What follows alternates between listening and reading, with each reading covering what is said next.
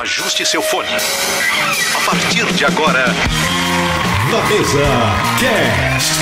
O seu podcast semanal para refletir, Rir e talvez crescer. Com Leco Fernandes, Carol Gonçalves e Renato Alves. no trânsito, no trabalho ou lavando a louça. Você pode puxar uma cadeira e participar com a gente. Na Mesa Cast.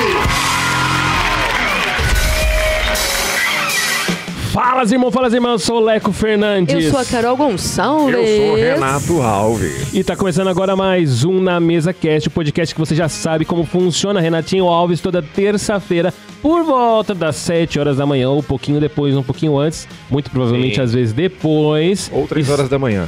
Ou 3 horas da manhã. Ou 3 horas da manhã já fica ali na espera. Exatamente. Temos o nosso querido podcast, esse podcast amado já por todos. Querido, compartilhado, curtido e muito assistido. E temos também as quartas-feiras. As quartas... O que temos às quartas-feiras? Ele Leandro? mesmo. Ele. O mesmo. Mas O aonde, mesmo. Renato? Aí, Aonde? No Spotify. Isso aí, Spotify. Exatamente. Então você pode acessar no youtube.com/@namesacast, ou então você pode acessar lá no Spotify, procurar por Na Mesa Cast, e você vai nos encontrar lá com certeza. Aliás, eu tô falando isso aqui, mas você já acessou e já viu. E quero dizer uma coisa, Renato. Pode falar. Aqui você tem lugar de fala, É Leandro. semana que vem. É semana que vem mesmo? É essa semana agora. Daqui 5 dias. Sábado, caiu um gato ali. Sábado. Teremos o quê? Teremos o quê? Uma transmissão ao vivo de ninguém mais, ninguém menos que Na quem? Mesa Cast. Meu Deus. Por favor. Que alegria, que emoção. Que emoção, que emoção. O que você A acha? gente pode ligar pra você. Hã? gente pode ligar. Exatamente. Ou você vai... Será que você vai poder participar? Não sabemos. Só Exatamente. saberemos somente no Ó, dia. Hoje ia ser um dia ideal. O dia que a gente tá gravando aqui Exatamente. é um dia que é chuvoso, que a galera vai ficar em casa, de Exato. boa na lagoa. Então hoje era o dia, hein? Então, Mas é melhor a gente não orar vimos pra a chover. meteorologia. É bom nós orarmos pra chover no dia E as pessoas ficarem em casa. Isso. Se ouviriam Na Mesa Exatamente. Cast, na verdade, né? Exatamente. Aí, ó. Então vamos orar para muita chuva no sábado e aí quem sabe teremos um alto número de audiência. Exatamente. É ou não é? Então é isso. Então acesse youtube.com/@namesacast ou também você acessa o Spotify. E mais, né? Como sempre a gente diz, é bom você primeiro ouvir o episódio todo, porque isso é muito importante para as nossas métricas, ok? Sim. Mas também é importante que você curta e principalmente compartilhe. Porque Sim. nós precisamos, Renato, de cada vez mais inscritos no nosso canal. Exatamente. Por quê? Até sábado que vem teremos... Até esse sábado. Até esse sábado agora, exatamente. Nós já temos. Já tá lá? Mas cadê a fé? Cadê a fé, Carol? Vai, Renato. E aí, pastor? Por isso que ele é não, pastor por isso que e ele é você pastor, não é. eu começo a ver essas diferenças, realmente. Já temos, pelos olhos da fé. Justa. E paremos falta- a live. Falta tão pouco, cara. Não é possível que não Já alcance. chegamos ao Principalmente porque temos visita. Então, É. a partir da visita, a gente pode angariar novas. Não, isso é fé, verdade. Já temos. Então, o ponto é o seguinte, já chegamos no número 100, por isso agora nesse sábado temos a nossa transmissão ao vivo. Exatamente. Então fique esperto aí, Isso porque aí. você vai saber pelas nossas redes qual será o nosso horário, certo? Certo. Certo? Então vamos para o nosso tema. Let's go.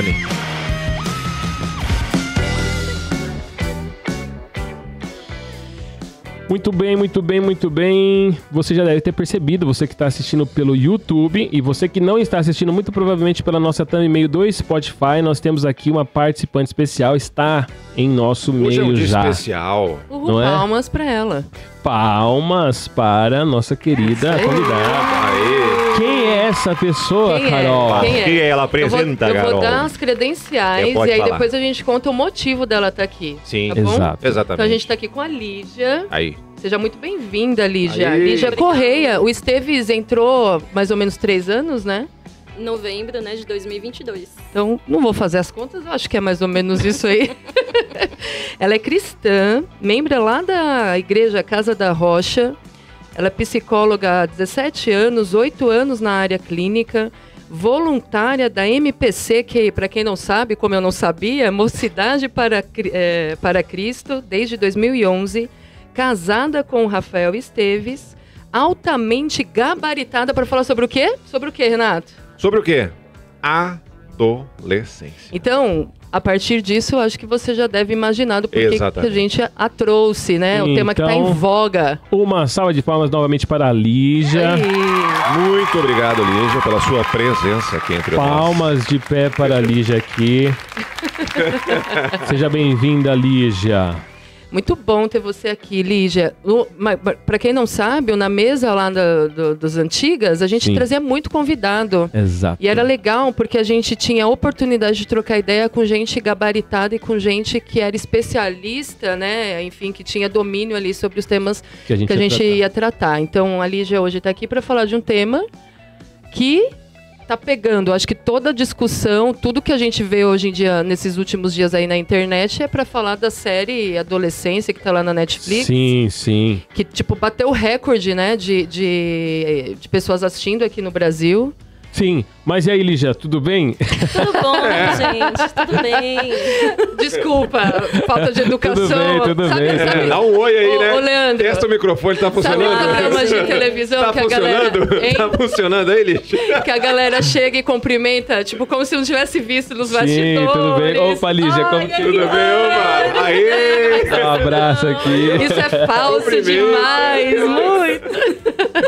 A gente tava aqui conversando, falando de filme já, mas seja bem-vinda, viu, Lígia? Muito obrigada. Muito bem, muito bem, muito bem. Bom, como já disse a Carol, nós hoje vamos tratar de um assunto, né? Nós, na verdade, pegamos como gancho a série que tá aí sendo muito falada aí na internet, que é a Adolescência, que está na Netflix, não é? E nós vamos tratar não da série em si, tecnicamente, como obra ali cinematográfica, né, o filme, como quiser, mas vamos falar sobre os desafios aí da adolescência do ponto de vista da nossa fé. Como a gente disse, a Lígia, ela é psicóloga, mas é também cristã. E aí, a primeira pergunta que eu queria te fazer, Lígia, antes de nós entrarmos no nosso tema, é o seguinte. Eu sei a resposta, mas é um engancho para você. És mais crente ou mais psicóloga? Afe Maria, mas... Ave Maria. Oh. Ave Maria respondeu. Muito obrigado. Ave Maria. Ave Maria dos evangélicos. Mas crente, com certeza. Sim, sim. Se um dia me falarem, ó, escolhe entre um e outro, eu não vou nem pensar duas vezes. Falar, é Jesus aqui. Aí, palmas pra Lígia.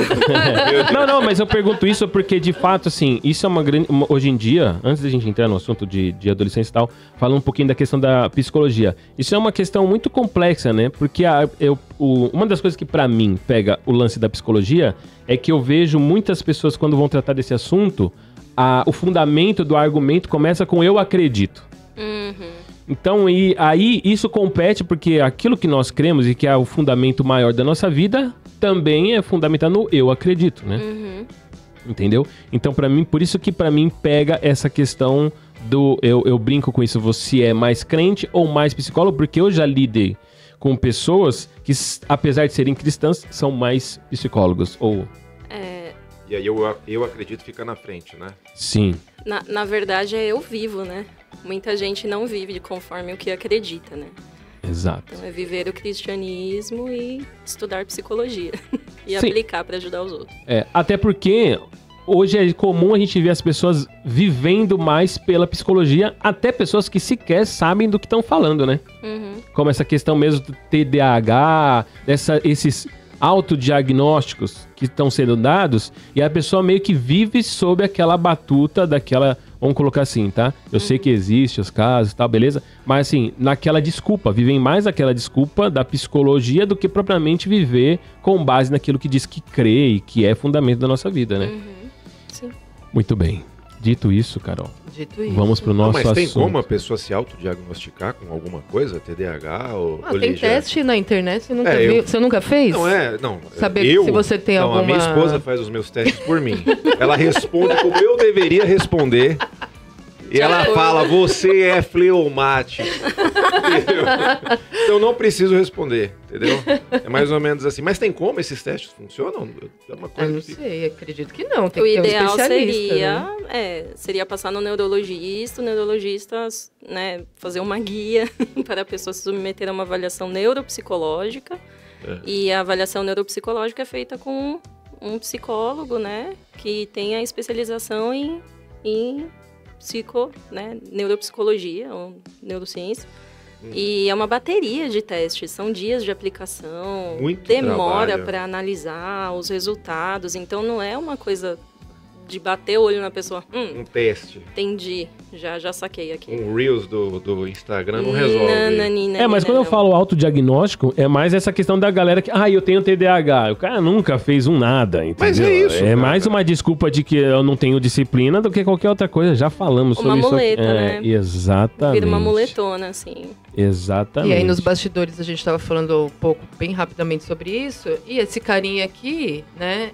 É o cara que tem carinha, trazido pra quem tá no Spotify. O celular. O celular. O carinha celular. O carinha celular. Ele tem desviado muito, né? A atenção, né?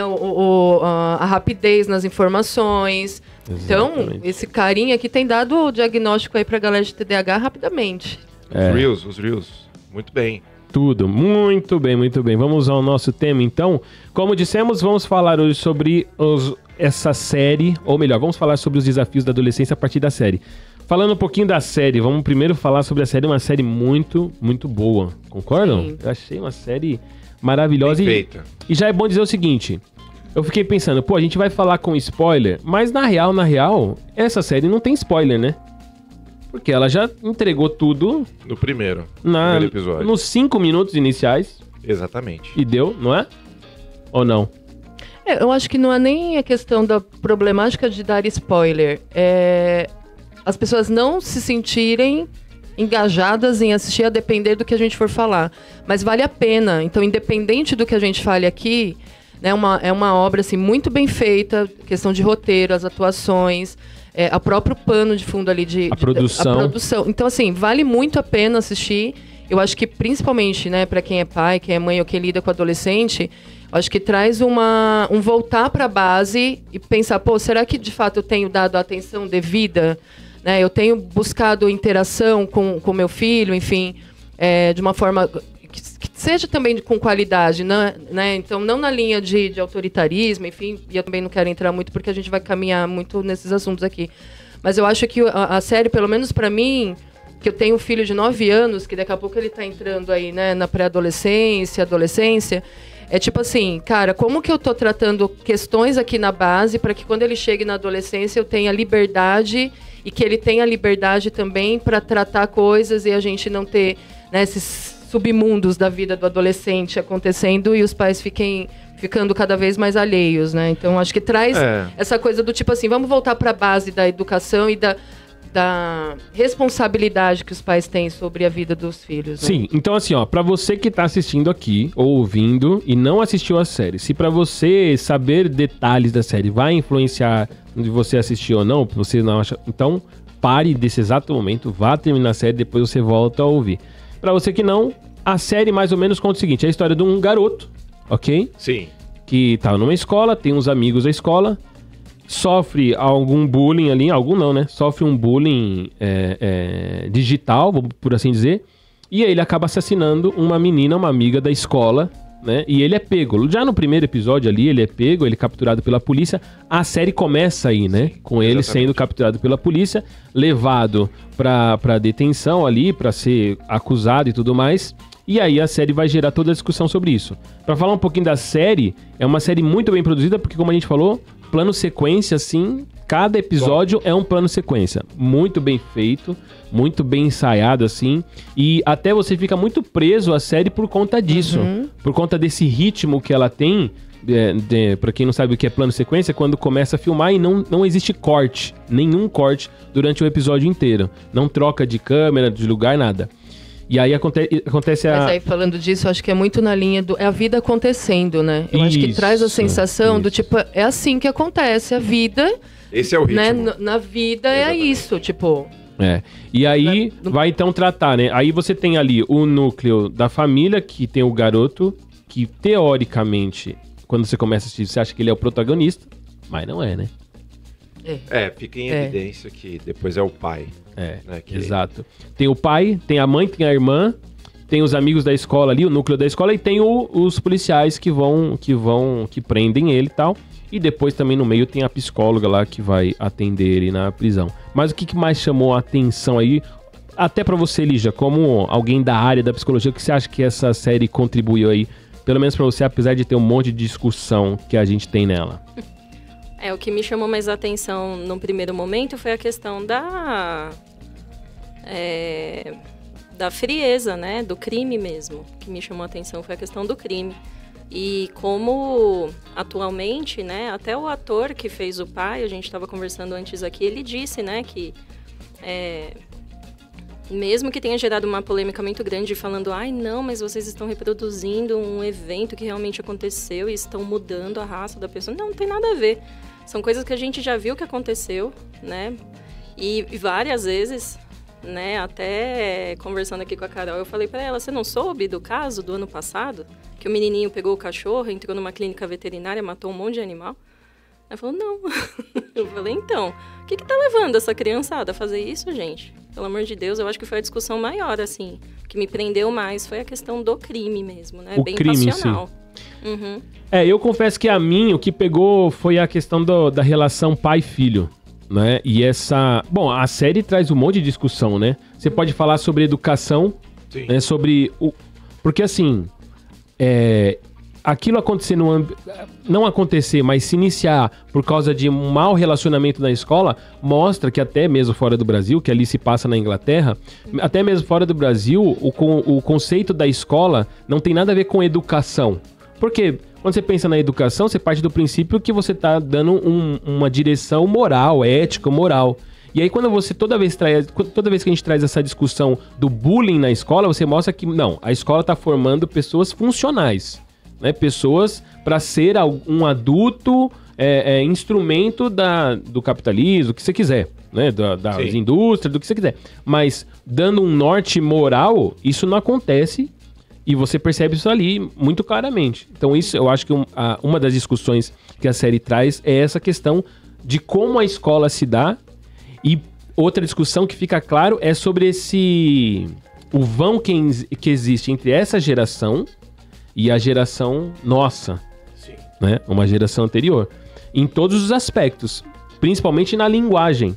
A série traz uma discussão sobre linguagem absurda, né? Sim, segundo episódio, né? Que o policial só vai ter uma chave ali para saber o que está de fato acontecendo quando ele dá ouvido, que também tem aquela relação com o filho dele, quando ele dá ouvido pro filho dele. Uhum. Então, mas na nossa época não tinha alguma forma de... que a gente adaptava algumas coisas até para camuflar para os nossos pais? Eu até brinquei com o Leandro aqui antes. Vocês não faziam aquelas que tipo, codificava as letras do alfabeto para fazer outros tipo, símbolos para poder escrever? Vocês não fizeram isso na escola? Tipo assim, o A é um coração, o B é uma cruzadinha, o C... E aí, tipo, você escrevia textos assim? Eu escrevia na minha agenda, porque eu vi uma menina fazendo isso, e eu falei, incrível, todo mundo que pegar minha agenda não vai saber o que tá escrito. Mas quando o pai ou a mãe pegava, eu não entendia nada. É isso, tipo, a gente hoje... Cara, eu nunca tinha visto... Tô velha, muito distante até da tecnologia, mas eu nunca tinha visto, assim, como os policiais, né? Tipo assim... Eu acho que ali, quando ele vê a primeira vez, ele não vê nada. Uhum. Ele até achou que a menina era amiga, né? Que eles tinham um relacionamento ok e tal. E depois ele vai entender profundamente através dos símbolos.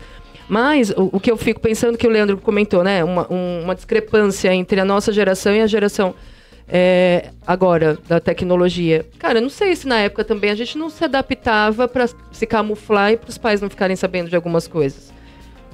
A depender do ambiente, a depender... Se você, por exemplo, que sempre foi cristão, talvez nem tanto, mas eu não nasci num berço cristão. Então eu tive meus paranauês, não que deturpasse totalmente, mas tipo de coisa de adolescente, mas né? eu acho que a série, ela extrapola no roteiro, assim, trazendo, obviamente, um assassinato, que sim. Mas ela traz pontos da adolescência, como, por exemplo... É que o Leandro falou que já fica escancarado no primeiro episódio, mas eu acho que o roteiro leva a gente a acreditar em certo momento que talvez o cara não tenha feito aquilo. Até mesmo porque no segundo episódio, spoiler, né, não tem como, o menino que era dono da faca tem o mesmo biotipo dele. E é o menino que foge, é o menino que não quer dar depoimento, tal, né? Não sei o quê. Então tem essa questão também da adolescência, que todo adolescente tenta manipular a realidade. Eu acho que traz isso aí. Sim. Né? E manipula a tal ponto que quando tá na entrevista com a psicóloga, ou até mesmo com o pai dele, ele nega, ele fala, não fiz nada. E quando ela fala, mas o cara, ele fala pra psicóloga, né? Mas o cara tá em liberdade, né, o amigo dele. Aí ele fala, mas ele não foi acusado. Aí ele falou, mas é só uma acusação. Tipo assim, ele não tem o peso, né, do que ele fez. Ele tenta manipular para que aquilo que ele tenha feito também não tenha peso. Vocês viram isso aí também? Sim. Mas não é todo adolescente, né? A mentira e a manipulação já é quem tá entrando ali num transtorno de conduta. Isso. No caso do menino mesmo, já é um transtorno de personalidade antissocial. Aquele episódio 2 em que ele tem aquele diálogo com a psicóloga. 3. No 3, né? Que ele tem o diálogo com a psicóloga, inclusive, ali fica claro que ele é diferenciado nesse aspecto. Exatamente. Porque um adolescente normal... Ele não teria aquele... Ele teria o peso do que ele fez. Ele não teria o peso, mas, tipo assim, ele não teria aquela capacidade de articulação sobre a psicóloga, né? Sedutor. E manipulador total. E é engraçado porque, tecnicamente, na série, é interessante que até na hora em que ele sobe, ele... Vamos dizer assim, ele assume a autoridade da conversa, ele fica em pé, a câmera plongeia lá, muda o plano e, fica claro que ele é autoridade e a postura dela, a maneira como ela reage, mostra claramente que ele é diferenciado nesse aspecto, né? Então, assim, eu não acho que, apesar de ali a série extrapolar, mas, por exemplo, essa questão da linguagem, eu não acho que aquilo é exagerado. Aquilo tanto que hoje a gente tem os casos do Discord, que a gente ouve falar de estupro digital, que, cara, é surreal. E aí você pega qualquer pai e fala assim, o que é o Discord? O que é Discord, Carol? Não sabemos, Leandro. O que é o Discord? Então, você percebe que quando eu falo do problema da linguagem, não é só entender o símbolo, como a Carol colocou, mas é não só não entender o símbolo, mas você não faz nem parte do campo semântico e nem faz parte do meio. Então, tipo assim, o Discord é uma rede social que ela é muito utilizada para jogos, mas que tem, né, seus grupos, né, os seus... como se fossem suas comunidades e tudo mais. E tem toda uma comunicação naquele ambiente só. E você pega pais hoje que não sabem o que é um Discord, apesar de saberem o que é um Instagram, mas não sabe ali, como no exemplo da série, o que significa cada emoji naquela realidade dos jovens. É ali, o coração, né? Que a Carol escrevia. E aí, eu acho que foi no último episódio, né? O pai fala, ele gostava muito de desenhar. Sim. E aí ele pediu um computador e a gente deu o computador e ele dá todo o detalhe, né? A gente comprou o teclado, a gente comprou o fone, a gente comprou... E aí, a partir daí, o moleque se trancou. E aí, entrou no mundo que é a parte do que era... Aí o pai...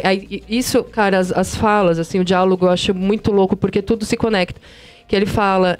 e aí, eu comecei a trabalhar muito. Começou a vingar o meu trabalho. Saía às 6 horas da manhã e chegava a tal horário. Tipo, querendo dizer o quê? Tá vendo? Olha a nossa correria. Olha o quanto que a gente está ausente. Enquanto a gente está ausente, os nossos filhos estão, né, tocaiados, não sei se existe essa palavra, dentro do quarto. Existe agora. Existe agora. Agora existe. Neologismo na mesa cast. Então, lá na tocaia deles, dentro do quarto, que não é acessível, né? Até acho que a própria mãe e a irmã também comenta que elas não entravam no quarto, né? Então, é isso, é o mundo deles. Mas também tem uma relação, né, que me surpreendeu muito no último episódio, que eu tava assistindo com o Rafael, eu virei pra ele e falei, nossa. Porque, assim, os adultos não têm controle nenhum sobre os adolescentes, isso fica muito claro. Né? Na escola, inclusive, é desesperador ver o desrespeito, né? Inclusive na escola, a própria professora, ela não tem conexão com a linguagem dos adolescentes. Que ela fala assim, não sabia disso, do incel e tal, né? Sim, sim. E aí, lá no final, né, eu fico pensando nisso, né? Os pais não entrarem no quarto dos filhos, né? Quando a mãe senta na cama com a filha dela, acho que a mãe pergunta de um namoradinho. E, a filha responde, não é da tua conta. Sim. Eu falo, mano, se eu falo isso pra minha mãe, mas é um tabefe. É outra. Eu falei, então, é tanto respeito, é tanta...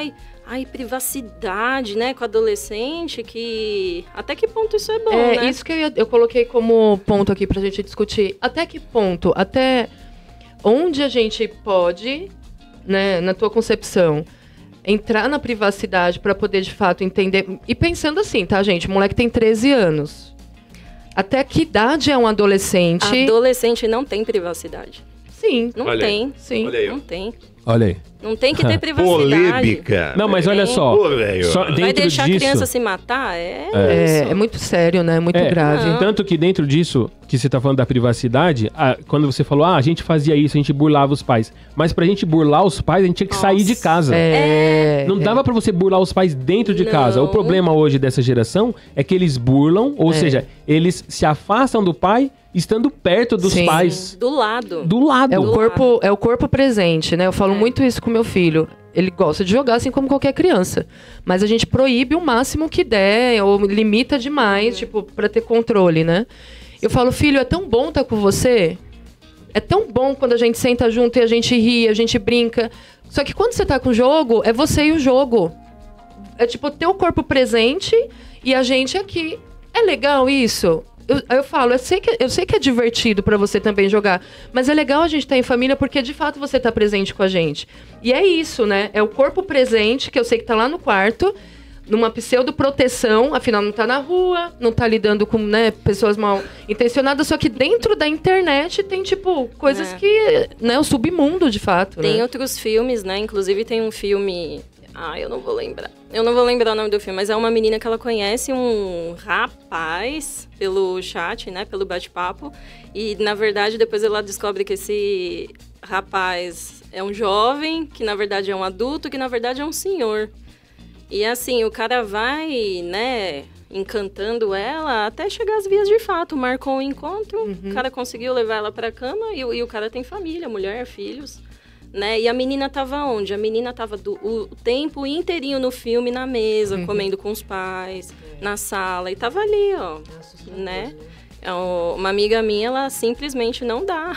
Ela falou, minha filha só vai ter seu celular com 18. Quando puder comprar. Em casa o discurso é esse. Em casa nesse sentido, eu sou mais cristã, porque não tem como, gente. Né? Não há segurança dentro de casa se a pessoa tá com poder ilimitado na mão dela. E qual que é a ilusão que a gente pode ter de tipo da base? Estou aqui com da base. Vou fazer uma pergunta. Não, do tipo assim, cara, que base que a gente pode dar? Ou tá todo mundo nessa idade de fato suscetível e não tem muito o que se fazer, porque é uma fase ali meio, né, a criança a gente tenta não, a gente tem controle maior, porque é isso, e o adolescente embora esteja debaixo da nossa asa, ainda debaixo do nosso mesmo teto, mas eles têm decisões, eles já têm uma mente, né, que articula, uma mente que toma decisão e tal. Mas até que ponto a gente pode defender, por exemplo, a gente que é cristão? Dei uma boa base. Leandro é pastor, tem os filhos de pastor. Cuida da sua vida. Cuida da sua vida. Fala do seu BO. Eu não sou pastora. Fala dos seus BO. Não vem falar. Não, do tipo, que a gente, sou crente, que a gente você. Quando é crente, fala, meus filhos são cristãos, cresceram na igreja, no ministério infantil. Sim. Sempre ouviram, sempre leram a Bíblia, a gente sempre estimulou, nananã. Só que, até que ponto a gente pode confiar nisso e falar, tudo bem, eles estão protegidos. Mas aí caem na armadilha, assim como qualquer outro jovem. Entende qual que é a minha questão? Se de fato eles estão tão protegidos assim pelo fato de terem crescido, ou tão suscetíveis assim como qualquer outro, a depender da base que a gente deu. Aí é que tá, né? Se a base é só levar na igreja pra ouvir outra pessoa ensinando, é uma coisa, né? O que eu mais vejo, assim, na experiência clínica.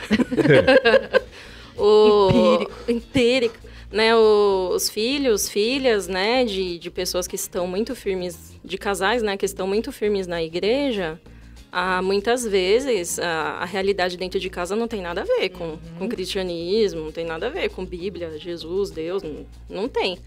Então, por isso que o Leco falou aqui, né, acreditar, né, é viver, não adianta acreditar. Né? É isso aí. Tem que viver mesmo, porque é essa a base. Não, mas até porque exemplo. também vamos combinar real, também, né? gente. Peraí também, né? não adianta querer prender o filho, porque assim, na adolescência, o cara vai ter que dar uma voada mesmo. Eu ia falar isso. Não adianta também, porque tipo assim, aí existe o livre-arbítrio também, o cara também é dono das suas atitudes. Tem isso aí também, mas cara. Esse o ponto. Sim, mas o meu ponto é um pouco antes, de tipo assim, ó, beleza, a gente quer ver o teu filho a segurança. Pô, o menino lá tinha 13 anos, mas calma aí. A gente tem que entender que nessa fase 13, 14, 15, hoje em dia, né, com as coisas 15, 16, tem que abrir um pouquinho a porta e falar pro cara, vai dar uma voltinha aí pra ver se o que eu te ensinei lá... Você vai ser gente.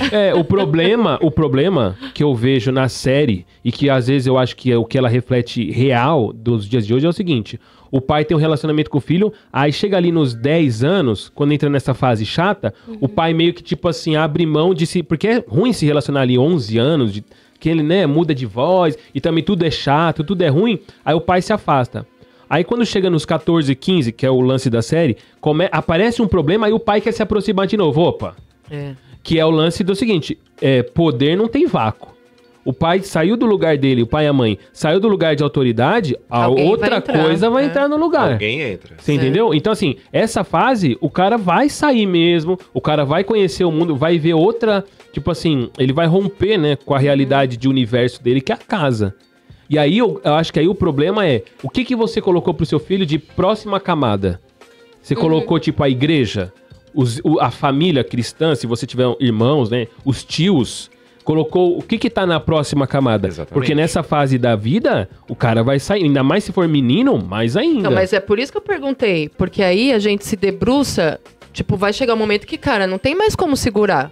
Acabou. Então, principalmente no meu caso, que o moleque vai ser jovem aprendiz. Não é nem que vai começar a pegar metrô linha vermelha. Não, mas não é nem que não vai poder. Não vai, tem como. Não, você não pode. Você tem que deixar, você tem que abrir a porta um pouco. Mas aí o fato de eu ter dado essa pseudo base, beleza, tá protegido, é nós na fita. E não necessariamente. Ninguém tá protegido. Porque as decisões são dele, né? Ninguém. Até a pessoa mais carola, né? E assim, eu que cresci Carola? Existe esse termo? Beata. Carola. Beata. Renata. Carola é da época da minha avó, que minha avó era católica, gente. Mas assim, o que acontece que eu vejo muitas vezes, né? Eu nasci e cresci numa igreja que tem uma base bíblica absurda, porém, a doutrina é moralista. Moralismo ajuda em alguma coisa? Não. O meu primo Marquinhos, né, que também trabalha no MPC, teve uma aula que ele deu para os adolescentes lá uma vez e ele deu uma definição de moralismo, que acho que até de algum teólogo famoso, né, que falou que moralismo é você estar sujo e vestir uma roupa limpa. Então, assim, muitas vezes o que eu percebo também é que tem gente sendo... né, bonitinho, nasce na igreja, cresce na igreja, só que a base é ação-punição, né, e aí fica com isso, é um mini fariseu, assim, é um mini fundamentalista, né, e a ideia não é criar moralistinhas, né, a ideia é você conseguir fazer ali minimamente que o amor, que a palavra de Deus, que o relacionamento com Deus alcance o coração. Porque existe conversão, sim, para quem nasceu na igreja. Sim. Né? Sim. Assim como a gente vê que quem nasceu num ambiente muito regrado, muito fechado, né? E aí acaba que a gente cresce e vai julgando todo mundo. Eu tô falando de mim. Eu tô falando de mim. Eu era a pior adolescente que eu conhecia na minha época. Porque minhas amigas iam na danceteria, eu chorava dentro do banheiro. Elas vão tudo pro inferno, meu Deus. Eu era dessas. E eu falava, se você beijar um menininho do teu prédio, você é uma piranha, você é uma vagabunda. E assim, isso não constrói uma base firme. Porque a gente aprende, né, que se a gente pecar, Deus vai mandar raio, vai mandar saraiva, vai abrir o chão, vai tragar a gente. Quando a gente escorrega e vê que nada disso acontece, acabou. É dali pra frente, é só pra trás. Né? Então, assim... É saber que é muito mais profundo, né? A base, o buraco é muito mais lá embaixo. E não tem proteção, blindagem, não tem nada disso. O filho por mais que ele tenha sido criado ali num ambiente com muitos princípios e ideais e caráter, vão oferecer droga para ele, vão oferecer bebida, vão chamar ele para festinha, daquelas festinhas, né? E ele vai ter que se posicionar, né? E é nessa hora que vai falar, pô, será que a base que eu dei já funcionou? Né? Não é, tipo, aos 30 anos de idade a mãe tem que falar pro filho, né? Ai, olha dos dois lados da rua quando você for atravessar. Não precisa mais, né? Acho que isso já ficou certo. Então, é confiar na base, mas saber que pode ser que aconteça assim. Não tem. É por isso que a gente ora, né? Mas esse aí é o ponto, porque assim, eu concordo que a gente não quer criar moralistas e tal, mas aonde é que a gente descobre a diferença de você ter uma moral e de você ser um moralista? É na hora que a gente abre a porta e vai viver e lida, porque assim, por mais que nós, na questão... Bom, se você for disciplinado na sua vida, ou disciplinar o seu filho, nessa lógica do ação e punição, aí realmente você está cometendo um erro. Agora, quando ele tiver a oportunidade de abrir a porta, sair, perceber que nas ações equivocadas ele vai ter uma punição natural, vamos colocar assim, porque aquilo vai dar errado, bom, aí ele vai entender o valor da moral em si e vai entender as verdades. Agora, ao mesmo tempo, se a gente ficar tentando dar esse lugar seguro, exatamente isso que você falou. Tipo assim, não permitir que ele corra esses riscos. Não tem como. Porque é o problema da série. Por exemplo, o pai, ele não acredita que o filho fez aquilo, porque na verdade ele se culpa, né? Porque o pai fala, pô, se meu filho fez isso, peraí, onde eu errei? É o reflexo. Porque eu sou um bom pai, né? Ele fica assim, eu sou um bom pai. E ele né? Não dá pra dizer que não é. Trabalhador, tudo. Não, então... Depende. Aí vem aquela discussão, né? Depende. Então, porque o que é ser um bom pai? Então, pegando da série, o que é ser um bom pai? É você ser um trabalhador, entendeu? Porque fica claro, por exemplo, no último episódio, o pai fala que, pô, o pai dele corrigia ele e que ele, então, não foi na mesma linha que o pai. Então, a vara envergou totalmente o oposto, né? Então, ele abriu mão de estar perto do seu filho, disciplinar o seu filho. Sim. E aí, aquela história de provérbios. O filho que não é disciplinado... Sim. Ele é a vergonha dos pais. Mas dá pra ver que, assim, né, o pai, ele tinha muitas questões emocionais, assim, em aberto. Sim. Porque pelo fato dele ter tido, né, um pai muito rígido, que batia muito, que era muito agressivo, pode ver, quando o menino fala a questão do jogo, né, que ele não gostava de jogar. E o pai quando fala ele também, errou, né? E o pai fala que ele não conseguia olhar, né, a vergonha, o constrangimento, a frustração do filho, né? Mas isso é o quê? Isso é um problema do pai. Sim. É por causa da educação que o pai teve, né? Mas assim, o pai, ele pode não ter reproduzido a violência, né? Mas toda aquela carga emocional da decepção reproduziu, né? Sim. Veio junto e isso refletiu de uma certa forma, né? Então, eu acho que dentro do possível, né? Para um pai que nunca pensou em fazer uma terapia, por exemplo... Ele tentou dar o máximo ali, né? Por isso que eu falo que é um bom pai. Né? Mas então, esse é o ponto, porque assim, ao mesmo tempo que ele teve com o pai dele ali uma correção que ultrapassou os limites e foi pra violência, ele não soube... administrar. Ele não pegar soube o princípio dosar ali, né? Pegar o princípio ali... da correção. Exatamente. Né? E aplicar de uma forma que funcionasse com o filho dele. O que a gente vive hoje, né? Ele retirou completamente o princípio. Não só a correção, mas o princípio que existia nela. Porque o ideal era ele equalizar. Tipo assim, beleza, o meu pai... O que ele fez não foi legal, mas eu não devo tirar tudo, Mas ele calibrou aqui, da forma dele, mas ele calibrou. Como eu trago essa calibração sem aquela correção? Ele não fez esse questionamento. É claro que não vai pensar dessa forma, mas ele não fez nada. Sim. E eu fico pensando, né? Será que a forma que a gente educa é muito na linha do tentativa e erro? Tipo assim, o pai dele educou da forma que ele achou que era, tipo assim, de acordo com a vivência dele, né? Do pai dele, do pai dele. E aí o outro, bom, eu não quero... O meu parâmetro não quero ser como o meu pai. Mas também foi na linha da tentativa e erro e também falhou em algumas questões, ou não sei... Porque, como a Lígia trouxe, né? Tem questões de desvio de comportamento que talvez não tenha relação com essa educação dele, mas seja é uma dúvida, inclusive. Tipo assim, beleza, o pai, na nossa concepção, ok, não é um pai, né, totalmente extremo, de violência, ou, enfim, tem as questões emocionais ali. Mas o fato do moleque ter aquele comportamento, ter agido da forma como ele agiu, o que justifica, em detrimento de um outro que talvez tivesse recebido a mesma questão do bullying, né, o mesmo contexto ali, e não ter acontecido da mesma forma, entendeu minha pergunta? Acho que sim.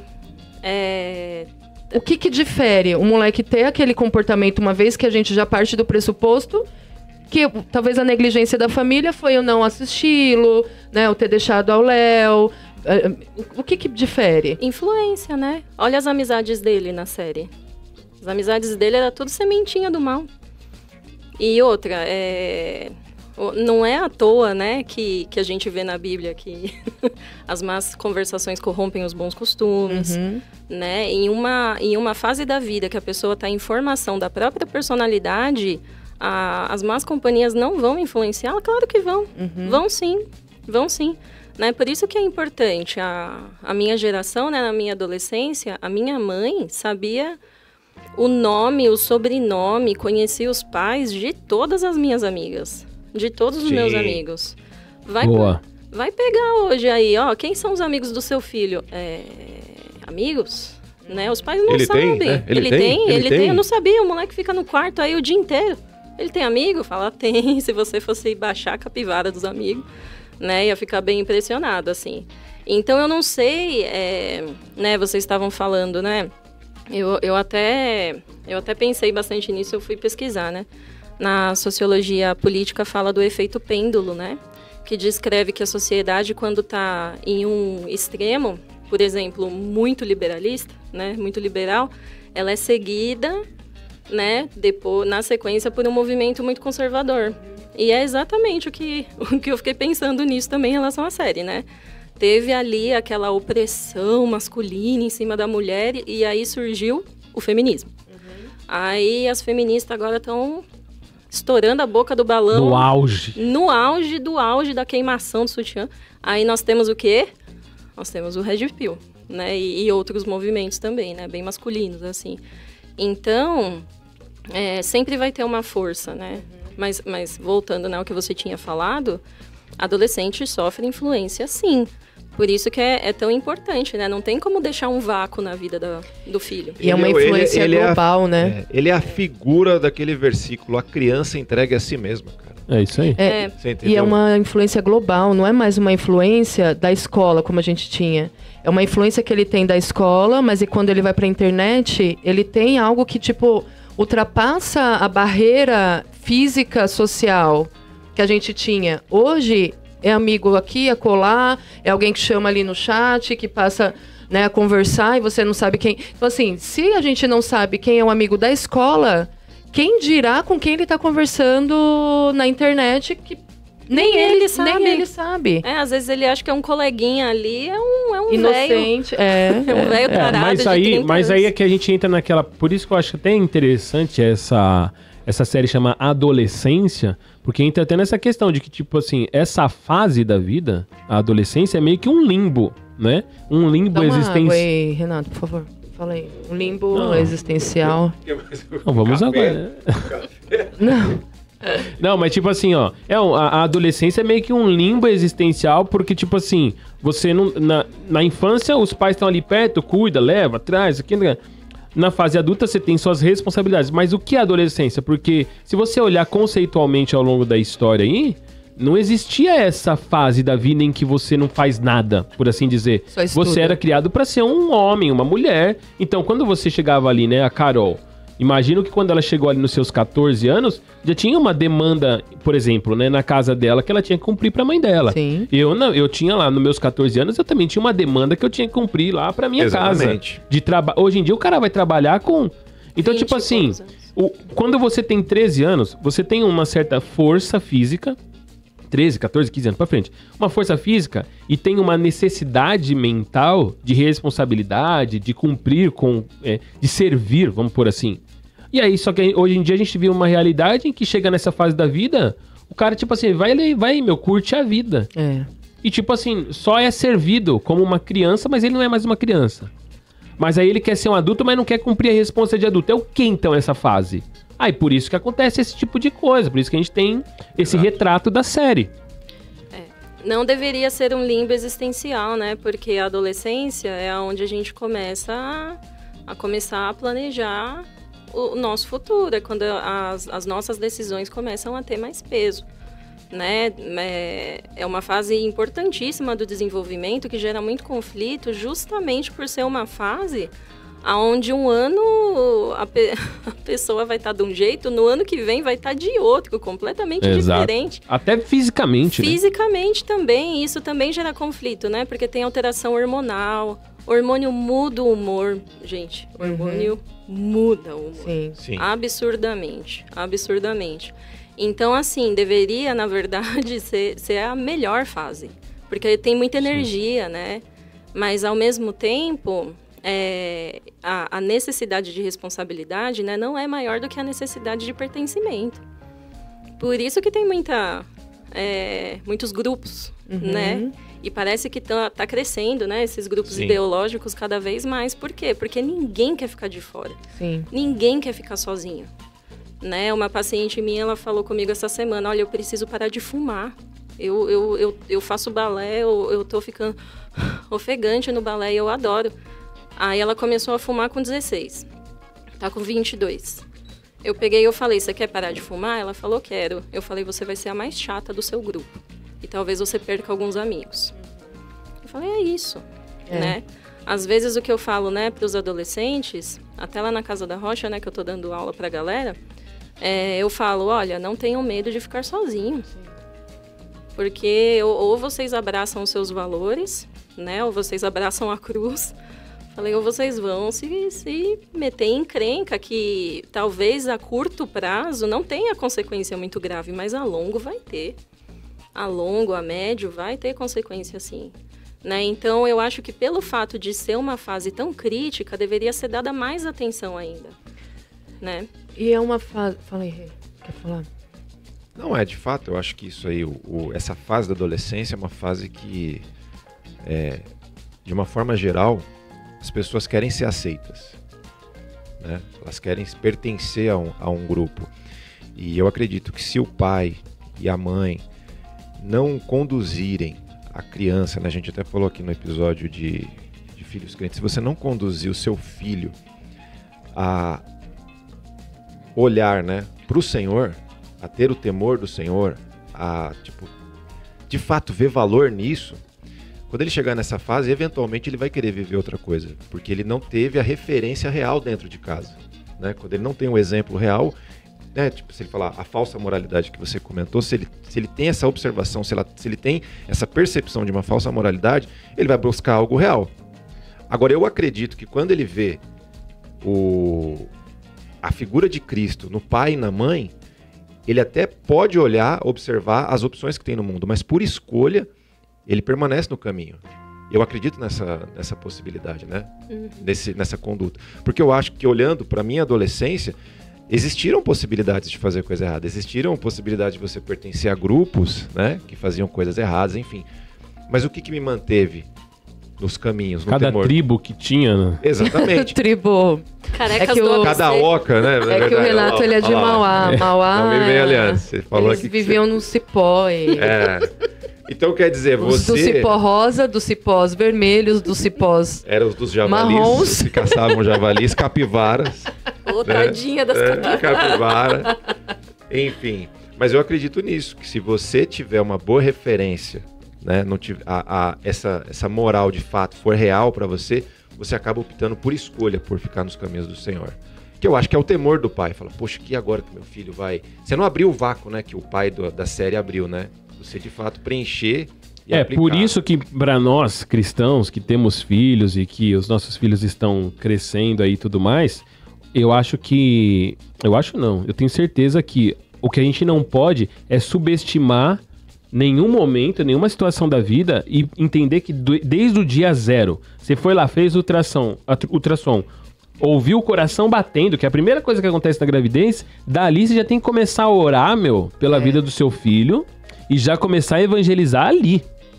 Porque vai chegar essa fase que o cara vai abrir a porta e vai falar, pai, vou ali e já volto. Que aí é a hora de, agora é a hora de eu viver a minha fé aqui. Por isso que até no outro episódio que a gente falou sobre crentes criando filhos, eu falei que o maior desafio da criação de filhos tá na gente mesmo. Não tá no... E outra, e a gente tem que orar muito, muito, muito, porque é o seguinte, por mais que eu faça tudo certinho lá, a Carol faz tudo perfeito com o Luca, o Renato faz tudo perfeito com o Arthur e tal, só que é o seguinte, eles são indivíduos e que tem que ter as experiências com Deus deles. Então eu tenho que fazer o meu trampo e tenho que crer. E vai chegar uma hora que a única coisa que eu vou poder fazer, tipo, o cara não chegou ainda, 10 horas da noite. O que eu vou poder fazer? Sentar e descansar. Agora é a hora de ver. Você crê no que você ensinou? Porque também a reclusão também não é uma opção. Não, é isso que eu falei lá no início. Não adianta você querer prender um cara... Eu ia pôr no internato, já falei em casa, ó. Daqui a pouco já vai pro internato, vai sair só quando eu tiver condições de trabalhar. Olha lá. Aí entendeu? Quando solta também... Vai. Exatamente. Nem aquele não volte mais selvagem. aqui. Não volte mais aqui. É brincadeira, tá, Lígia? Pelo amor de Deus. Mas aí, pegando esse gancho, o estereótipo que a gente coloca no adolescente, né? Também. Tipo, aborrecente. Nossa, agora nem troca ideia na mesa. Agora é um moleque chato que não sabe interagir mais com a família. E que é a hora que a gente deveria encontrar formas da gente se aproximar, né? E não distanciar, porque aí eu acho que inevitavelmente acontece esse distanciamento, porque ele tá, né, mais focado ali na questão dos grupos, no conteúdo que ele tem buscado, e a gente já cria essa barreira do tipo, agora é adolescente, agora não quer mais conversar, agora, que é um estereótipo que a gente sempre ouviu, não é adolescente, é aborrecente. E, na verdade, né, às vezes o que causa esse distanciamento também é não querer lidar com uma coisa a qual... A gente já teve alguma experiência negativa, né? Porque que nem muitas vezes existe esse distanciamento também, porque fala, ai meu Deus, eu lembro da minha adolescência. Nossa, se eu pudesse pular essa fase da minha vida, eu pulava. Aí o filho tá na adolescência. Ai, meu Deus, eu não quero nem chegar perto, né? Mas, voltando um pouquinho, né? Vocês estavam falando um negócio aqui, e aí eu tava pensando, né? Não peço que os tire do mundo, mas que os livre do mal. Exato. Exatamente. É mais ou menos isso. Mas olha, o que eu mais ouço, né, dos adolescentes assim, é que os pais não ouvem. Então não adianta falar, eles não ouvem. Mas aí que tá o problema. Porque, por exemplo, nessa fase da adolescência, o cara quer lá o que a Lígia falou do pertencimento. E normalmente esse pertencimento que ele quer não é em casa. Aí qual que é o problema? Tipo assim, ele quer... Tipo assim, sem saber, ele quer a aprovação dos pais. Que é o caso, por exemplo, do menino da série. Sim. Tudo que ele não quer é decepcionar o pai. Sim. Não é? Porque ele tem o pai como figura de herói. Só que é o problema que a gente tem hoje em dia e que vai gerar problemas como esse na adolescência. Os pais amigão. Porque o filho, quando ele sai de casa, quando ele sai de casa que ele tem um problema desse, ele tem que ver no pai, não o amigo que ele vai decepcionar e tal, mas ele entender, tipo assim, eu tô com um BO. É o limite ali, velho. E se o pai, na infância, desenvolver um relacionamento... Eu digo isso porque, por exemplo, a minha mãe, até hoje, se eu tô mais ou menos, ela identifica, cara, é impressionante. Ela bate o olho, sabe, entendeu? Aí a gente casa, a gente começa a desenvolver isso com a esposa. Da esposa olhar pra gente e saber, pô, tem alguma coisa errada. Só no visual. Então, mas... O que a gente tem hoje são os pais que na infância quer ser amigão do filho, quer que o filho ame. E não quer ser o pai. Não dá bronca pro filho. Aí o filho fala assim, eu não gosto de você. Paciência, mano, eu gosto, eu te amo e deu. Acabou. Mas aí os pais amigão chegam na adolescência, aí o filho tem um problema, olha pra casa e não vê, tipo, o sustentáculo. Não vê, tipo assim, pô, eu preciso ir lá. Porque agora o único lugar que vai segurar o meu BO é lá. Ele não tem um limite, né? Ele vê o limite de pessoas de fora. É que a gente sai de um extremo e vai pro outro, né? O extremo da nossa criação. Por exemplo, meu pai falar, a gente já, tipo, chorava. Ele nunca levantou a mão, mas o fato da forma dele falar de autoridade, a gente já, tipo, se borrava de medo. E aí hoje a gente tem o outro extremo, que é os pais que são amigões. Mas aí eu tenho uma discussão, cara. Os pais estão ausentes, né? O pai e a mãe... estão trabalhando muito, tipo, sai de casa às 6 horas da manhã, chega em casa às 8 da noite. O único horário que tem ali pra se relacionar, cara, eu não vou me indispor com meu filho pra dar bronca, então deixa eu ser amiguinha dele. E é a hora que o cara tá sendo, né, submerso em todas as outras relações em detrimento da relação interna, de casa. Que é até o contraponto que a gente falou também em algum programa, o apagão de professores. né? Que hoje a gente tem uma quantidade menor de pessoas querendo ser professores. Mas porque as crianças estão dando muito trabalho na escola pela ausência de um controle em casa. E isso acaba extrapolando para os outros âmbitos sociais. A autoridade do professor também está se perdendo. Sim, porque não tem controle em casa. Mas aí é que tá, também não entra na questão da adolescência prolongada. Tem muito pai que é molecão. Né? A gente tá vivendo uma era, assim, de adolescente de 40 anos de idade. O que mais tem é menino grande. Garoto. Menino grande. Exato. Teve um rapaz, assim, pai, né? Já é pai do segundo filho. Que ele virou pra mim, ele me deu carona uma vez, lá da igreja que teve ensaio. Aí ele pegou e falou, deixa eu aproveitar que você é psicóloga, deixa eu te perguntar um negócio. Falei, lógico, exatamente, né? Estamos aqui, full time, é nóis. Aí eu falei, que foi, né? Aí ele pegou e falou, então, eu tô chateado com meu filho, tal, porque ele não me chama pra sair. Oi? Falei, oi? Não. Falei, oi? Como assim? Ele fala, não, porque, é falta de consideração, né, meu? Eu chamo ele pra jogar videogame, não sei o quê, e eu vejo ele mais assim com os amigos dele de fora do que comigo. Argumentos válidos. Aí eu peguei e falei, mas você que é o pai, você não é amigo dele, né? Como assim? Né? Como assim? O que está acontecendo, né? Então você vê, a gente, é uma imaturidade... emocional, até afetiva, é imaturidade em todos os sentidos, porque, poxa, eu vou ficar machucadinha porque a minha filha não me deu bom dia, não... Até porque, né, nesse momento, quando a Bíblia fala que o pai ali é o provedor, ele é inclusive provedor emocional. Exatamente. E meio que nessa fase da adolescência, é meio que, filho, vai lá testar, qualquer coisa, tô aqui. E vai lá, né? Entendeu? E vai lá que é o seguinte, se der BO, não BO de crime, pelo amor de Deus, não mata ninguém. Mas o que eu falo assim, eu vou trabalhar, eu vou fazer qualquer coisa, filho, se precisar, me liga. Tá tudo certo, mas é o seguinte, agora você vai começar a dar os seus... É a savana. Entendeu? Eu entendo que, por exemplo, pra uma mãe, é diferente esse momento do que pro pai. Por isso que também os dois, cada um tem que saber o seu papel ao longo da criação, da infância... Né? Mas se a criação vai de uma forma saudável, acho que é natural isso. Sim. O problema é quando é disfuncional, como ela falou. Tipo, o cara é um outro garoto criando um garoto. Sim. E mentalmente, emocionalmente falando, né? É o ponto lá do... meu filho me chamou de chata. Sim. Cara, eu sou. Parabéns. E aí? Exato. É isso, cara. Exato. Eu vou ser, nos momentos oportunos eu vou ser. Você não precisa me amar agora. Eu não lembro de morrer de amores pelos meus pais quando eu era adolescente. Não, eu só fui amar meu pai e minha mãe quando eu tive filho. Então, e aí... Não, Benito. Não, eu entendi. Benito.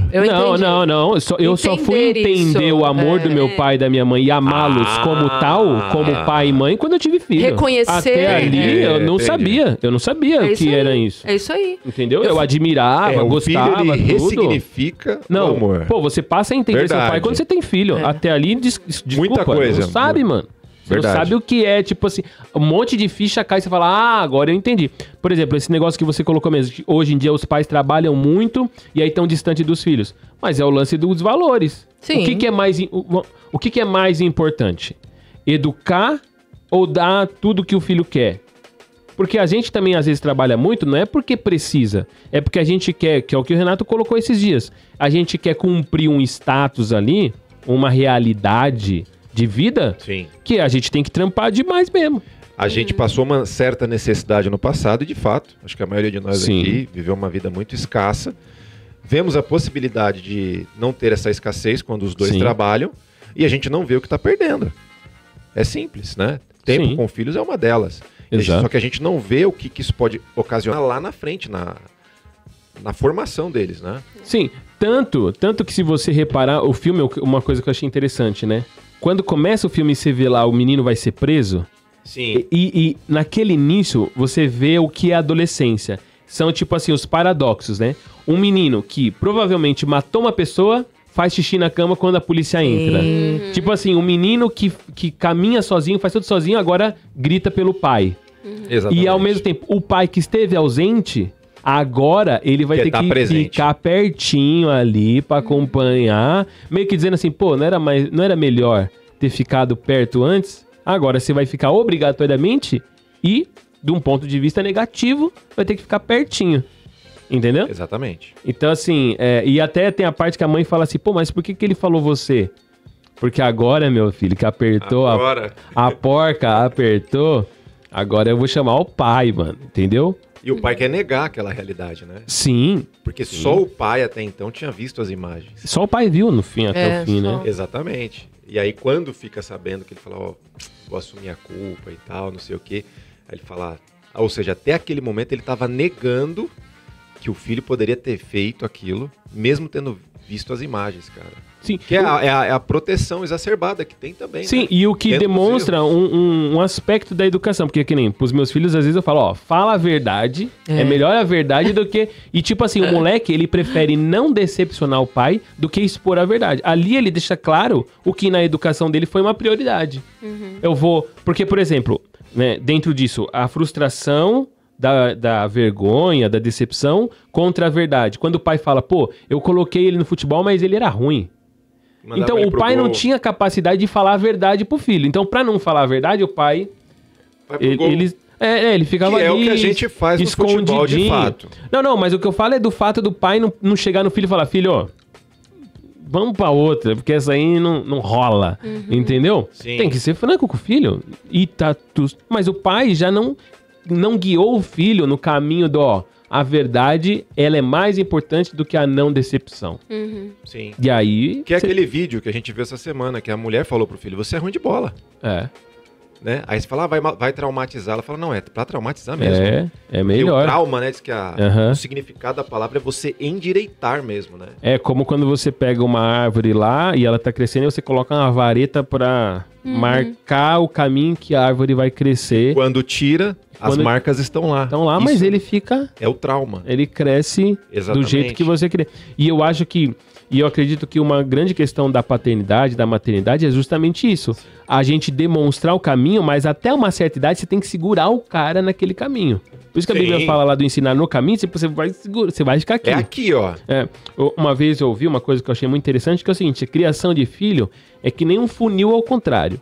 Você começa, mano... Não pode, não apertando. E você vai abrindo. Só que hoje você tem o contrário. Pais que na infância, pode tudo, pode. Aí você vai chegando na adolescência, você quer apertar o funil. E ali já era. Aí, meu amigo. Por isso que tem tanta criança e adolescente ansioso, né?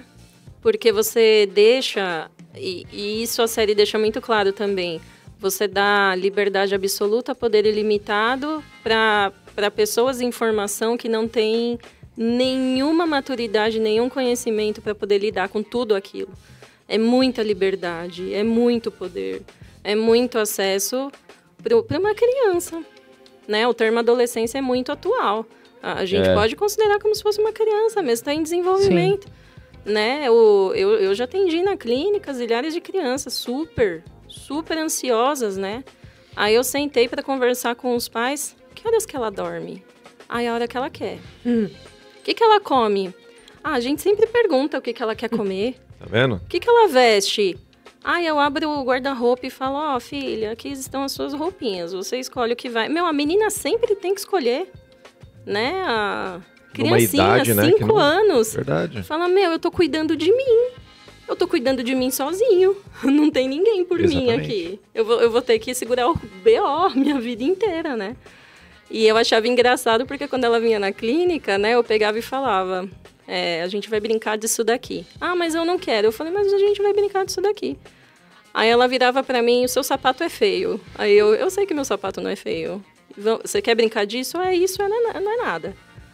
Aí... porque a importância dessas coisas é a criança, a pessoa, entender a diferença da relatividade subjetiva e da realidade objetiva. Tipo assim, as coisas não são como você quer. As coisas são como são. E você pode falar... É o lance do bullying. Tipo assim, eu lembro quando eu tava nessa fase da adolescência, e se alguma coisa acontecia, meu pai falava assim, deixa falar. Deixa falar porque falar não dói. Ele meio que tava falando pra mim assim, as pessoas falarem as coisas não muda a realidade de como as coisas são. Exato. Então, tipo assim, filho, você não é isso e deu. E acabou, morreu o assunto.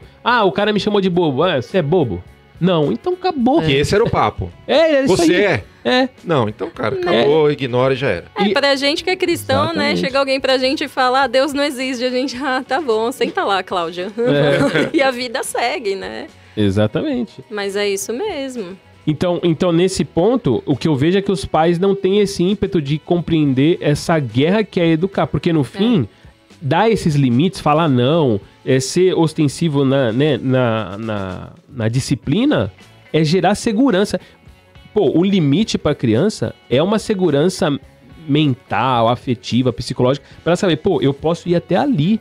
Isso é E tipo assim, segurança, né? e se eu segurança, e se eu for pra lá, alguém vai me segurar. E quando ela cresce com essa mentalidade, com essas percepções, pô, ela vai ter uma adolescência melhor, vai ter uma fase adulta, porque no fim, assim, por mais que a gente coloque uma idade, criança até quantos anos? Não, mas isso fala de aspecto, existe o aspecto da infantilidade e o aspecto da maturidade. Que é o que a Lígia colocou. Tipo assim, você tem pessoas de 40 anos que são infantis. Mas não quer... mas tem 40 anos. Não significa nada. Exatamente. Né? Nem sempre a sabedoria vem com a idade. Você tem um monte de velho tonto aí. Né? E tem jovens... Tem jovens sábios. De uma certa maneira. Lógico que existe uma sabedoria que só vem com o tempo. É real. Que é a comprovação das coisas. Mas... uma coisa que eu fico pensando sempre, né, quando eu olho para os meus filhos, é aquela parada que fala de que, olha, a criança, o ser humano, ele nasce pecador.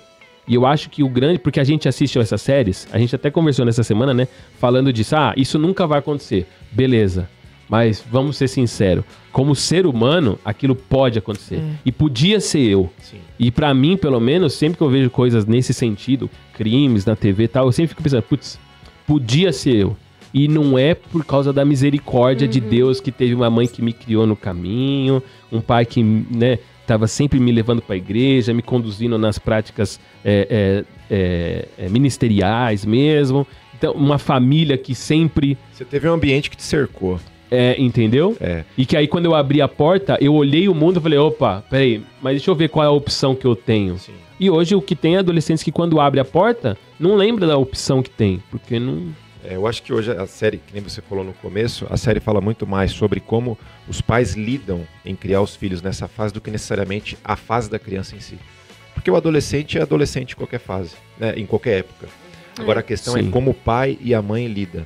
E eu acho que o desafio tá para os pais da nossa época, né? De quando tem um filho, quando se tem um filho, querer dar limites, querer impor limites, não querer ser o legalzão, mas querer ser o pai, querer ser de fato, não gosto de você, beleza, tá ok, mas vai ser assim, para quando ele de fato começar a criar asas e voar, né, ele olhar para trás e falar, poxa, isso aqui foi bom, então eu escolho seguir por esse caminho aqui. Né? Permitir que erre, né? Eu acho que a gente aleja muito os nossos filhos também, do tipo, coisas que eles são capazes de fazer e a gente faz até pela correria. Então a gente não dá o espaço para ele tomar a decisão, errar e aprender com o erro. Não, eu discordo. Eu acho que na verdade a gente protege da consequência, não do erro. Eu acho que é. Entendeu? Eu acho que é. No fundo tipo é assim, a consequência. A gente até deixa errar, mas na hora da consequência, aí a gente, por exemplo, dá um exemplo clássico. Lavar a louça, quebrou um copo. Não. Sabe quando você chegava... Tô brincando. Leite, derrubou o leite. Sabe quando você, tipo assim... leva tudo na manhã do gato, aí amanhã eu tenho que entregar um trabalho. 10 horas da noite, chegar pra mãe, fala assim, mãe, eu tenho que levar amanhã um isopor. Esse é um bom exemplo. Mano, sua mãe ia fazer... Minha mãe, eu lembro que minha mãe, ela tinha um mantra em casa, que era o seguinte... Se a gente fizesse algo na escola e ela fosse chamada, ela não iria. Porque na nossa época isso era um BO. Ela tava se privando. Não.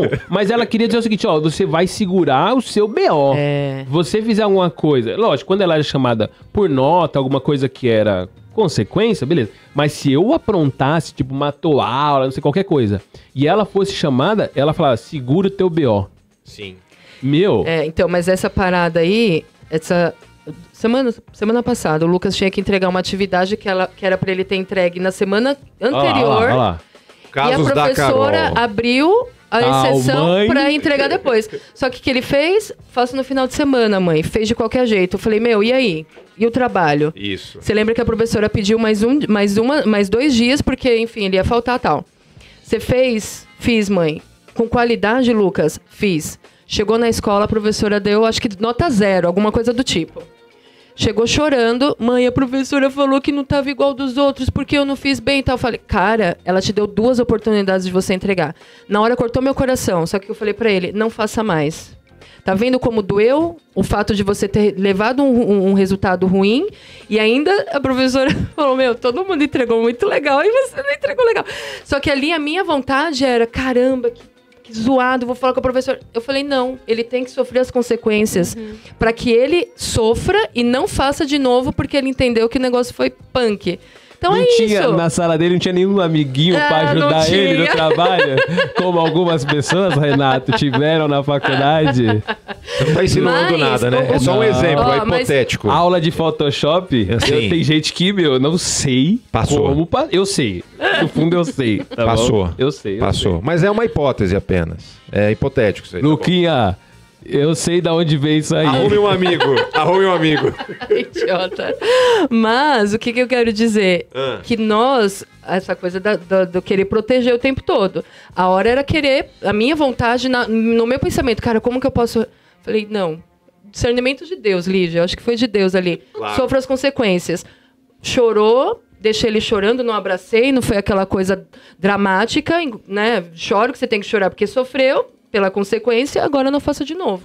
Mas se você reparar, a maneira como Deus lidou com Israel foi sempre assim. Ó, instrui. Aí Israel vai e toma outra... Beleza, tô com vocês, meu povo, mas... Sofra as consequências. Agora vocês estão entregues na mão do inimigo aí, ó. E aí olha você, aí, ó. E você chega a pensar assim, dança poxa, na mão do palhaço. Como é que Deus permitiu fazer isso com Israel? Aí você tem que fazer uma pergunta. Será que Deus não amava Israel? Ou amava? Entendeu? Então, quer dizer, no amor também tem justiça. Sim, né? Correção. Total. Também tem justiça. Tanto que você pega a fase de Juízes ali, toda hora é isso. Israel desobedeceu, foi aí... E falava que o povo agia como bem entendia como bem também. Entendia. Entendeu? O erro é pedagógico, né? Se você quer livrar, né? Pera um pouquinho, Lígia, não é possível.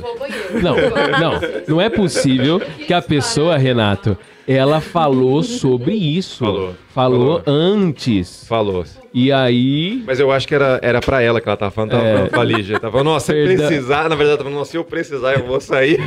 Perdão, Lígia. Não, imagina. Essa questão do erro ser pedagógico, né? Porque se você quer livrar o seu filho de sofrer a frustração do próprio erro, a gente vai ter uma geração inteira que não sabe lidar com frustração nenhuma. Né? A Blanche mesmo, né? A esposa do Zé, ela tava compartilhando com a gente, né? Essa semana pedindo indicação de alguma dinâmica, né? Que desse para trabalhar o grupo de adolescentes que ela trabalha com esse tema, baixa tolerância à frustração. E quem trouxe esse tema foram os adolescentes. Os adolescentes falaram, olha, a gente fica muito frustrado, a gente não... É difícil da gente lidar com a rejeição, é difícil da gente lidar com o não, é difícil da gente lidar quando a gente se esforça para fazer uma coisa e o resultado é ruim, né? E até os jovens que eu atendo, é a mesma coisa. É como se o erro fosse algo insuportável. Eu não posso errar. Que era uma coisa no nosso tempo que era até normal se lidar. Errar é humano. Até hoje né? Não, mas é que hoje quando você pega o adolescente não é normal. Não. Ele se frustra, né? Ele quer, porque também é um pouco do que a sociedade prega também, né? Você tem que ser feliz o tempo todo, você tem pleno. Você tem que ser pleno e tal. E no nosso tempo não, cara. Se a gente errasse, o pau comia, velho. Entendeu? E hoje os pais não querem corrigir os seus filhos. Também tem isso, cara. Parte do que está acontecendo aí. Sim, até porque a correção, isso é uma coisa louca, né, de a gente pensar. O juízo, ele é evangelístico nesse ponto, porque toda vez que alguém passa pelo juízo, você tá colocando ele no caminho da verdade. Sim. Você tá dando para ele a chance de viver a verdade, apesar de que é uma experiência negativa. Então, por exemplo, quando uma pessoa comete um crime e ela vai presa, aquilo pra ela é bom Porque ela está sendo posta de volta no caminho da verdade. Assim, por exemplo, quando a gente confessa um pecado, é o primeiro passo em direção à verdade. Confessar um pecado é falar, ó, a verdade é que eu sou pecador. Então, opa. É você trazer a verdade. É o início de você... E o juízo é isso. O pai que não corrige seu filho, ele está cometendo esse erro de não permitir que o filho viva a verdade a partir dali. Aí ele vive só a mentira de que, não, o que eu fiz é errado, mas tá tudo certo, tá tudo bem, não tem problema. E a Bíblia fala que tá deixando o filho órfão, né? Exatamente. Tá deixando ele entregue aí. Né? Que é o ponto, né? Filhos órfãos de pais vivos, né? Que é o que a gente mais tem, que é uma coisa que a série demonstra ali claramente. Exatamente. E ela até faz um paralelo, né? Porque tem um menino que cometeu o crime, mas tem o filho do policial que passa meio que a mesma coisa. Pela mesma coisa, só que ele tem uma maneira diferente de lidar com a situação, né? Sim. E o pai literalmente ausente, né? Porque eu acho que ele não tinha um convívio próximo ali com o pai, o policial, né? Então uma coisa não justifica a outra, entendeu? Não era próximo. Tanto é que ele fala, você não me chama de filho. Né? O que eu tô querendo dizer é os dois, né? O pai e a mãe ali presentes, morando na mesma casa, e aconteceu. Então, assim, uma coisa não justifica... Até porque isso é uma coisa importante, né? Nem a presença física não necessariamente é presença, que é o lance que você falou, do corpo presente. Isso. Né? A presença física não é necessariamente uma presença. E esse é um problema que não só a gente vê na série, mas a gente vê no nosso dia a dia aí. A Lígia vê isso aí muito mais no seu consultório, nos seus atendimentos, porque são até mesmo, não desvalorizando a sua profissão, Lígia, mas até mesmo muitas vezes... os filhos recorrerem a uma psicóloga, né? Sim. É uma demonstração de que o pai não tem essa porta aberta ou não tem essa linha de comunicação, né?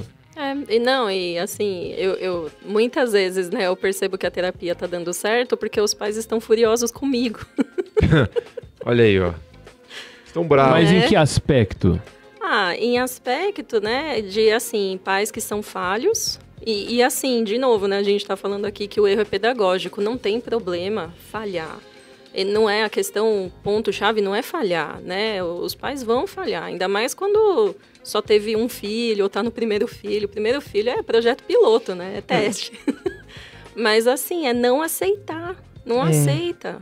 Né? Eu chamo os pais e falo, olha, o que vocês acham, né? Que pode estar gerando comportamento tal. O que vocês acham que tem que mudar? Né, eu já ouvi de mãe, né, de pai falando, minha filha não vai mais passar com você porque ninguém fala pra mim como é que eu tenho que cuidar do meu filho. Eu falei, vai com Deus, né? Boa marginalização aí do seu filho. Nossa. Ela, tranquilo. Meu Deus. Sem tempo, irmão. Velho. Sem tempo, né? Eu falei, e aí, Datena? A melhor psicóloga do mundo, velho. Pelo amor de Deus aí, velho. Falei, poxa, meu. Mas é a questão do que a gente tava falando aqui, continente. Os pais não são mais continente, né? Os pais é um parque de diversão. Você pode ir onde você quiser. O importante é se divertir. O importante é prazer. É exatamente. O prazer. É isso aí. Né? Não quero ver meu filho triste. Isso é um aspecto filosófico do nosso tempo, que é total, né? O lance do prazer, o hedonismo prazer a todo custo. Exato. É só prazer.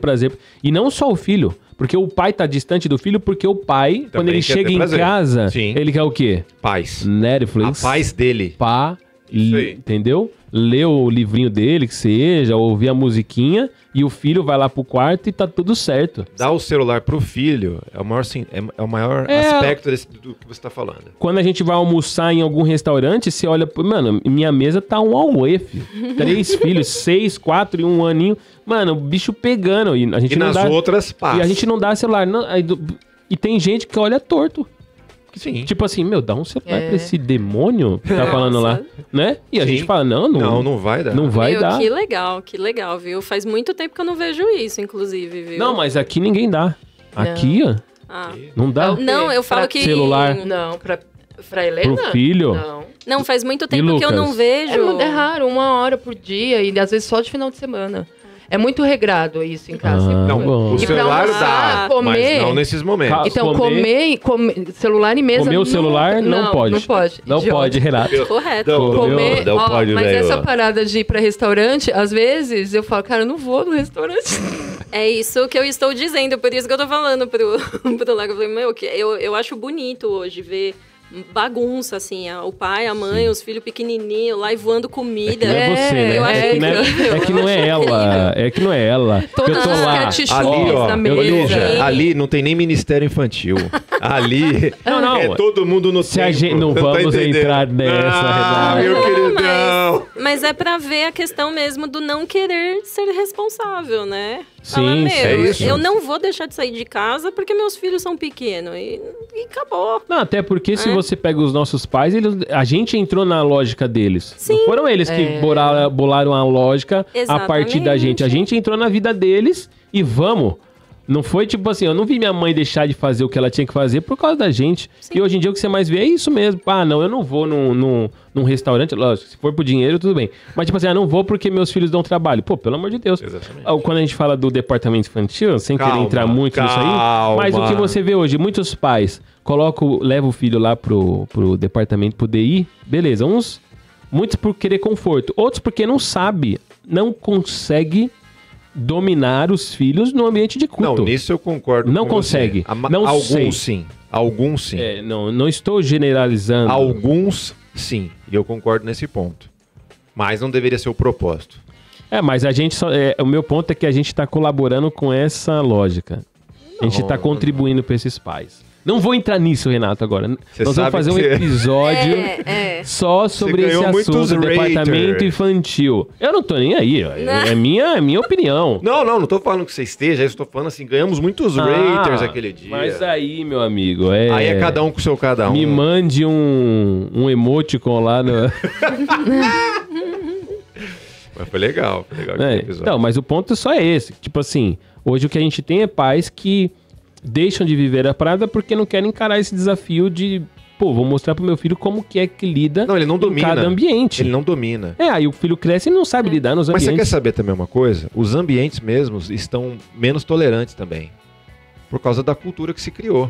Brinquedoteca, né? Brinquedoteca. Não, eu quero dizer o seguinte, por exemplo, pegando esse exemplo da criança no culto, no passado, se uma criança chorasse, ninguém se incomodava. Porque sabia que às vezes poderia acontecer. Hoje não, uma criança chora, já tem 3 pessoas te olhando torto. Desvio de atenção, tá todo mundo com a atenção que não tá lá e tá no choro. Não, tudo bem. Isso é uma mazela, mas é uma das mazelas que a gente tá vivendo hoje. Tudo tira a nossa atenção. Que a gente tá contribuindo, entendeu? Esse é o meu. Mas isso aí que você tá falando é uma verdade, mas é uma cultura. É uma cultura. É cultura. Mas não é que a gente não ligava, a gente estava acostumado com esse ambiente que tinha crianças. Entendeu o que eu tô falando? Exato. E que o foco tava ali. Estamos na era do TDAH. Um chorinho, se uma borboleta já desvia, imagina um choro. Não, eu acho que aí o choro... Aí o povo leva a Bíblia no celular, que é desvio de atenção maior do que esse também. O choro realmente pode desviar a atenção por 1 ou 2 segundos, mas rapidamente você volta. Culturalmente, isso no passado era normal. No passado, sim. O departamento infantil ficava com a criança no começo do culto, dava uma meia hora, as crianças vinham, cantavam louvor na minha igreja. E depois elas sentavam com seus pais. Era simples, assim. Se acontecesse alguma coisa, uma criança chorasse e tal, beleza, a criança está chorando, volta minha atenção para lá. Acabou. Isso era cultural. Hoje não. A criança chorou, todo mundo volta a atenção para aquele pai, criticando aquele pai. Sim. Entendeu? Então eu acho que é um pouco disso também. O ambiente não está receptivo para isso. E aí vai formando o pai que não sabe ter controle sobre o filho. Porque ali também é um ambiente de teste para o pai. Ou não? Esse aí é o meu ponto. Não. Os outros terão Vamos fazer um episódio sobre DI, Departamento Infantil. A gente tem que fazer sobre isso. Mas o ponto é esse, tipo assim, esse choro incomoda, e o choro incomoda em todas as instâncias, para todos nós. E aí, por isso que a gente chega na adolescência, por quê? Aí é o lance lá das emoções. O que é um adolescente emocionalmente falando? Altos e baixos. É o cara que pode matar uma pessoa. É uma fase da vida que você pode matar uma pessoa e pode fazer xixi na cama. Que loucura de fase é essa da vida? Sim. Você pode trabalhar, mas também pode... Porque ele vai acreditando que ele pode fazer tudo. Carrinho. Ele vai acreditando que ele pode fazer qualquer coisa. Não, mas eu falo das potencialidades.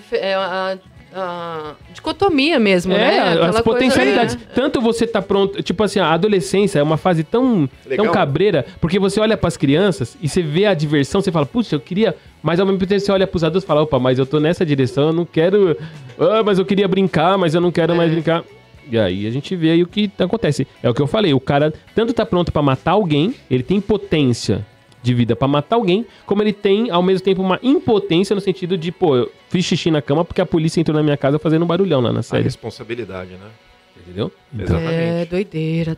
Por isso que eu indico pra você, Renato, um livro que eu li chamado Futuros Homens, que fala sobre a criação de filhos, já falei sobre ele aqui, sobre criação de filhos meninos, não para serem meninos, mas para serem homens, o mais rápido possível. Até porque a gente pode morrer a qualquer momento. Posso indicar um livro também? Claro, meu amigo. Ted Tripp, Pastoreando o Coração da Criança. Exato. Excelente. Esse livro é bom Muito também. Muito bom também. Quer Os indicar dois... algum livro, Lígia? Olha... É no contrapé aqui. Hobbit. É no contrapé. Me pegaram desprevenido, assim, de cabeça.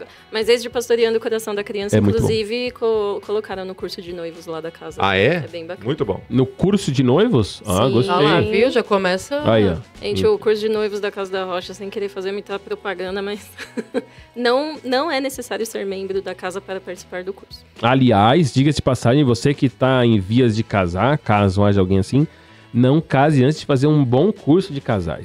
Isso favor. É essencial. Essencial, que é a última chance de terminar. Aí. Olha E um bom curso de casais vai te dar bastante insumo para você terminar. É o que os pastores lá falam. O propósito desse curso é fazer vocês desistirem, cancelarem, acabarem com a ideia mesmo. É isso aí. O bom curso de noivos é isso aí. É para terminar o namoro. Porque se o namoro resistir... Já era. Aí isso vai, aí. Aí vira. É isso aí. Entendeu? Entendeu, Carol? Mas aí temos boas dicas de livro. Eu que já casei, eu quero fazer de novo. E depois que a gente casa, a gente descobre como foi bom ter feito o curso, né? Exatamente. E aí a gente fica vira aquela propaganda de... Tipo pirâmide. Sim. Herbalife, filho. Encontro com Deus. Mas é muito bom mesmo. O Renato não gosta dessas paradas de encontro com Deus. Não, encontro com Deus eu também não gosto. De cursos. Encontro de casais também não. Também não curto. Ele tá falando de curso antes de casar. Você fez, Renato? Não. Então... Não, mas eu não... É que você não foi num bom. Por isso tá passando... Não fui em nenhum. Não fui em nenhum. Até encontro de casais, quando eu fui no primeiro encontro de casais lá da casa, eu falei, meu Deus, eu estou sentindo o peso da idade. Quando eu vi o curso de casais, eu falei, eu quero vir sempre. O primeiro que eu fui teve show de rock. No último dia. Que isso. Pois é, pra você ver. Olha aí, Leandro. E o último foi temático, anos 80. Então, encontro de casais sinceramente, eu passo. Principalmente aqueles que você não pode contar o que acontece. Mas enfim. Bom, tá, então falamos um pouquinho sobre a adolescência ou a minissérie. O que foi? Que não pode contar? Como assim? Você tem uns que não pode.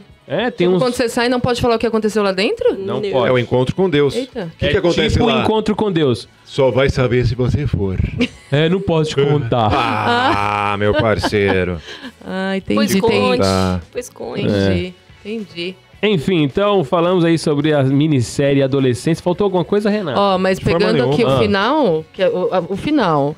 Então vai. O final, sobre ter esse, não um preparo, mas ter uma leve noção de como é o matrimônio, né, que é o curso de noivos, tal, para você ter a certeza ali de se é isso que você quer e tal. Eu acho que é a base para o que vem depois, cara. É ter filho, e aí o filho vai crescer e vai se tornar adolescente. Então, assim, a base é o que sustenta, né? Então, acho que finalizando dessa forma, cara, super inteligente. Não sei quem começou esse tópico específico, mas é o que amarra. Não entendeu? Poderíamos terminar de forma mais inteligente. Sobe o beijinho, por favor. Porque senão O quê? Tentar correr atrás quando o negócio já tá lá, entendeu? Uma salva que é de correr palmas. atrás na adolescência e a base não foi bem sustentada. Por favor. Obrigado, Lígia. Vai com Deus. Volte sempre, viu? Muito obrigado. Valeu.